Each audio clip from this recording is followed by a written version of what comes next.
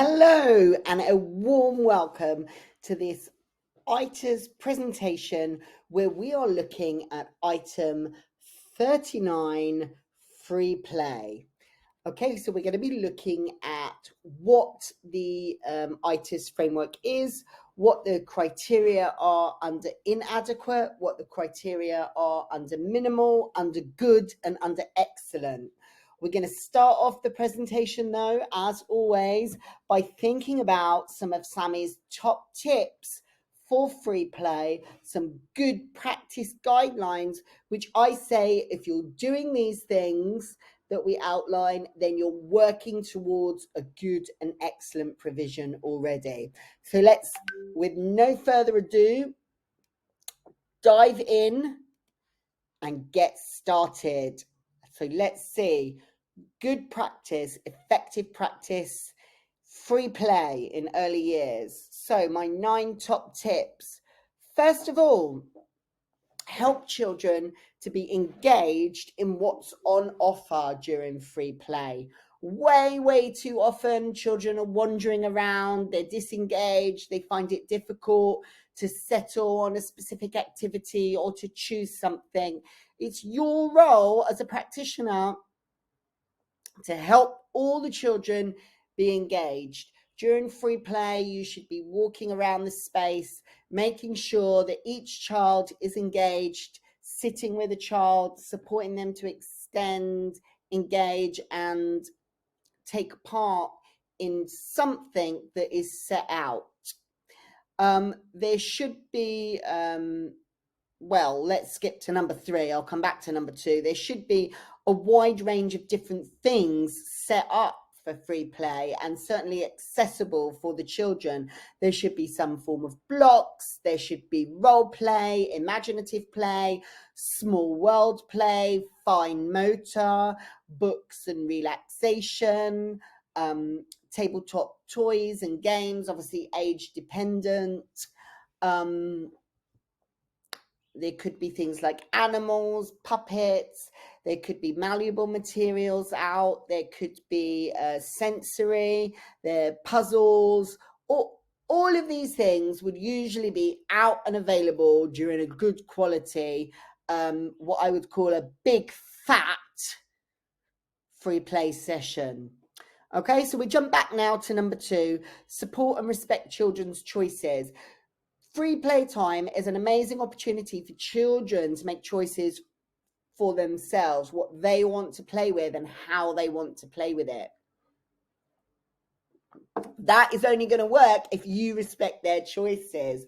Help them to make a choice and then respect that choice. Skipping on to number 4. One of my favorites is zoning and rezoning. Okay, part of your role during free play time is to make sure that the toys and resources, the equipment that you have put out remains not tidy is the wrong word, but it is what I call zoned. So if there's a mat that the blocks are on, that you rezone the blocks back onto the mat when they come onto the floor. If there's beads or threading at a table and children end up transporting them around the room, you transport them back so that that table with beads stays set up and accessible for the children that want to come to the beading table for the duration of the free play session. Obviously, young children will move things around the room. Things will come out of the role play area. Things will move from the small world and they could become scattered. A big part of your role is helping to keep the room organized or zoned during that free play time so that children can access the resources and the play opportunities that are on offer.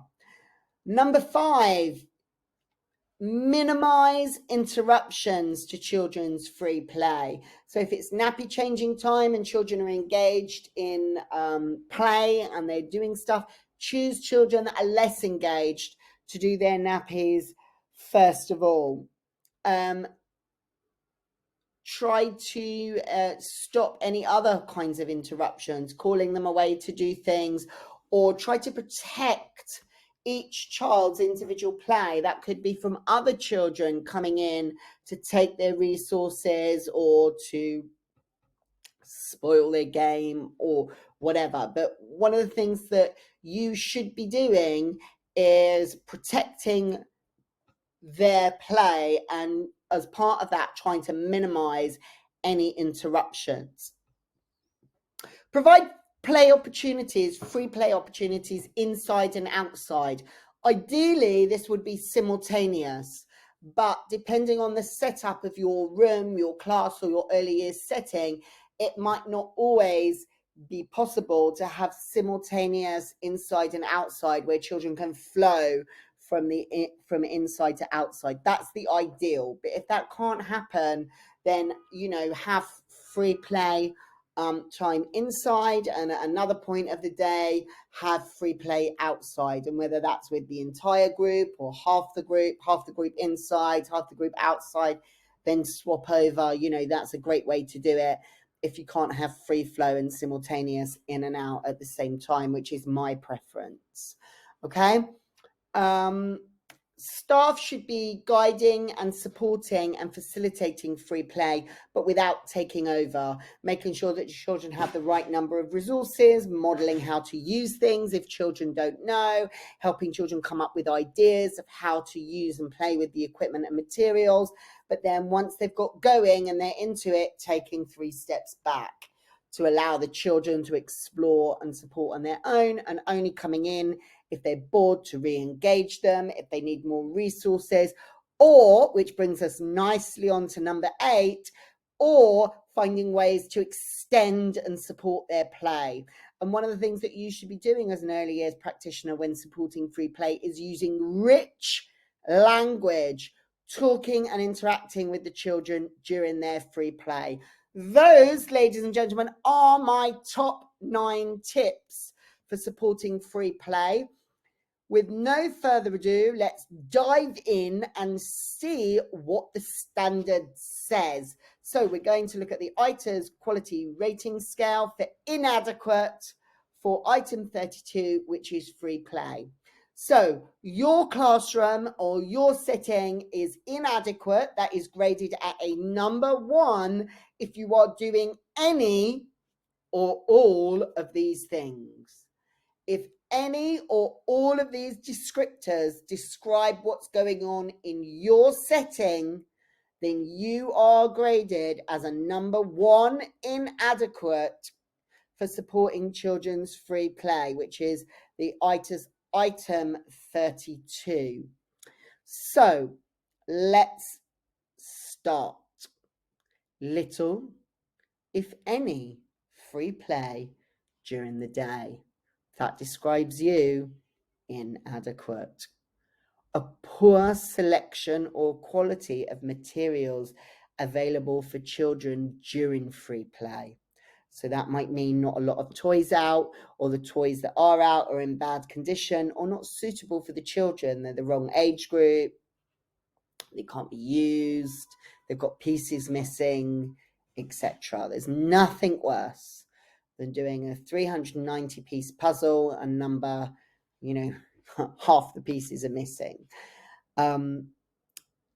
Little or no staff supervision during free play. For example, the staff might be busy doing other things around the room or building rather than supervising and interacting with the children. And children generally not able to complete activities in a meaningful way. So it might be difficult for a child to play without interruption from other children or from adults, and free playtime often ends before children are really ready for it to end. So if any of those statements describe what's happening in your classroom, you need to be thinking about how you can make improvements, at least to meet the very minimal requirements, if not good and if not excellent. So let's look at what some of those minimal requirements are. Here we go. If you're meeting some of these minimal requirements, you're coming out at a number 2. And if you're meeting all of these minimum requirements, you're coming out at a number 3 or above if you're meeting some of the good and excellent as well. So let's have a look at these criteria. Some free play occurs during the day. That's a great start. Suitable amounts of appropriate material is accessible during free play, and it's suitable for the age groups that are in the room or space. Children play without frequent interruptions that could cause distress, and staff provide some supervision and interaction during free play time. So, for example, they might protect children from being disturbed by others, name toys, or use some basic language to support with what children are doing, and might help a child who's wandering around disengaged to re-engage and find an interesting activity. They're your minimals. All of those you're coming out number 3 or above.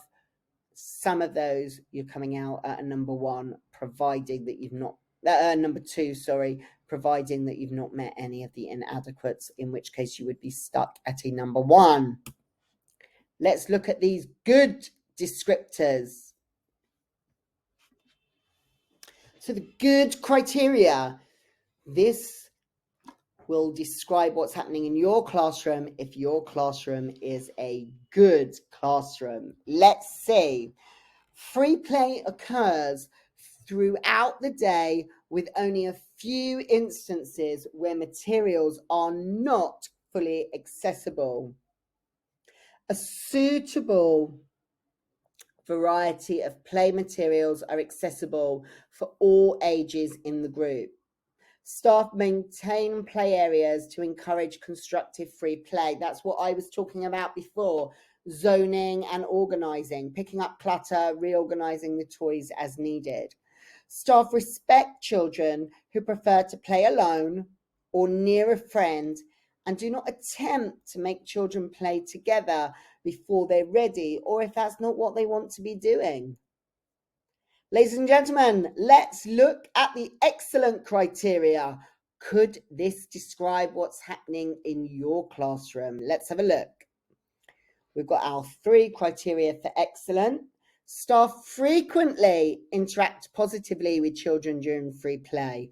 For example, help children get materials they need, show children how to use and enjoy the materials independently, and talk to the children about their play. Staff use a wide variety of words to expand children's knowledge during free play. And the final criteria, free play occurs throughout the day, both indoors and outdoors, and with no real materials that are not accessible to children. So if you are doing 2 of these things and you've met all of the good and all of the minimal, you're coming out at a number 6.